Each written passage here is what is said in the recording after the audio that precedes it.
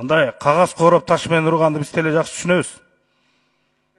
Анти урбайлап алып, фамилияны айтпай эле, анан кыйкыргандар депчи. Биринчи өзүңөр күзгүдөн көргүлө өзүңөрдү. Кайсы учурда каерде жүрдүрөңөр. Биз болгон кырдаалга жараш, кааласаң 9га бергиле деп атабыз, 9 чечет.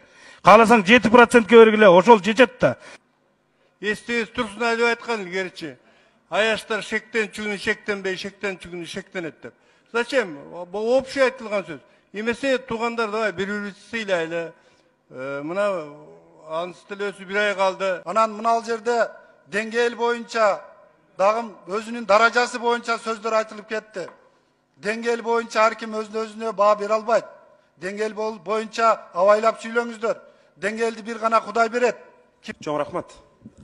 Урматтуу Дастан Рыспекович, сиз азыр жанагы сөзүңүз үчүн жалпы кесиптештерден атын атабасаңыз дагы кечирим сурап коюшуңуз керек. Ушу мен көргөндөн бери бир дагы ушу парламентке депутатка болушуңузду укпадым. Качан көрсөң ушу өкмөттүн адвокаты болгансыз. Өкмөттү мактайсыз, мындай одагы үртөккөн деңгээлге жетип калдык. Качан сиз парламенттин кызыкчылыгын коргойсуз? Депутаттарды өкмөт бизди кагып силксе, күч органдары бул жерге кагып силксе дагы сиз унчукпайсыз. Сиз депутаттарды деле коргошуңуз керек. Жаңылбас жак, мүдүрүлбөгөн туяк болбойт да, урматтуу депутаттар. Ар кимибиз жаңылабыз. Мен да жаңылам кээ кезде.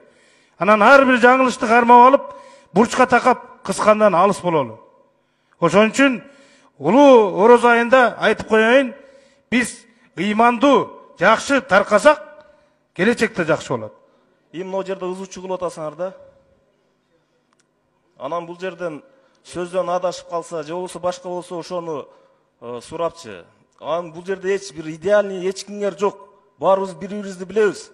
Камерага карап туруп жакшы сүйлөсөңөр, кылган ишиңер башы мындай Кудай көргүс нерселерди кыласыңар.